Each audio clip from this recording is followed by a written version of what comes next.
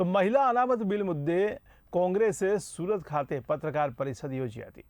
ત્યારે કોંગ્રેસના પ્રવક્તા નૈશદ દેસાઈની અધ્યક્ષતામાં આ પત્રકાર પરિષદ યોજવામાં આવી હતી, જેમાં કોંગ્રેસ પાર્ટી દ્વારા મહિલા અનામત બિલ મુદ્દે ભાજપ સામે ગંભીર આક્ષેપ કરાયા છે। ત્યારે ભાજપ પર પ્રહાર કરતા જણાવ્યું છે કે મહિલાઓના હકનો દુરુપયોગ કરી ચૂંટણીલક્ષી હેતુથી વિપક્ષને બદનામ કરવાનો પ્રયાસ ભારતીય જનતા પાર્ટી કરી રહી છે।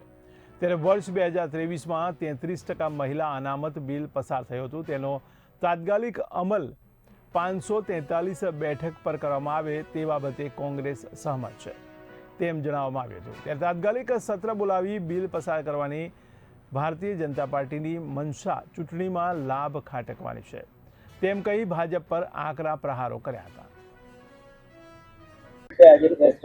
जी, भारतना संविधानिक અને ભારતના જનતાના આત્માના અવાજને નષ્ટ કરવા માટે મહિલાઓનો સંપૂર્ણ દુરુપયોગ કરીને માનનીય વડાપ્રધાને જે પ્રચાર પ્રસાર હેતુથી ચૂંટણીલક્ષી હેતુથી વિપક્ષને બદનામ કરવા માટે જે સંસદમાં બિલ રજૂ કર્યું હતું, જે ખૂબ ખરાબ રીતે ઉડી ગયું।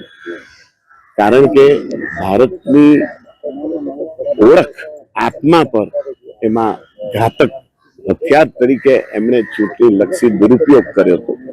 માટે એ મહિલાઓના સન્માનની જગ્યાએ એમણે મહિલાઓને દુરુપયોગ કરીને જે અપમાનજનક કૃત્ય કર્યું છે એ કોંગ્રેસ પાર્ટી સખત રીતે વખોડે છે અને 33% મહિલા અનામત જે 23માં જે બિલ પસાર થયું હતું એનો તાત્કાલિક અમલ કરે એવી નમ્ર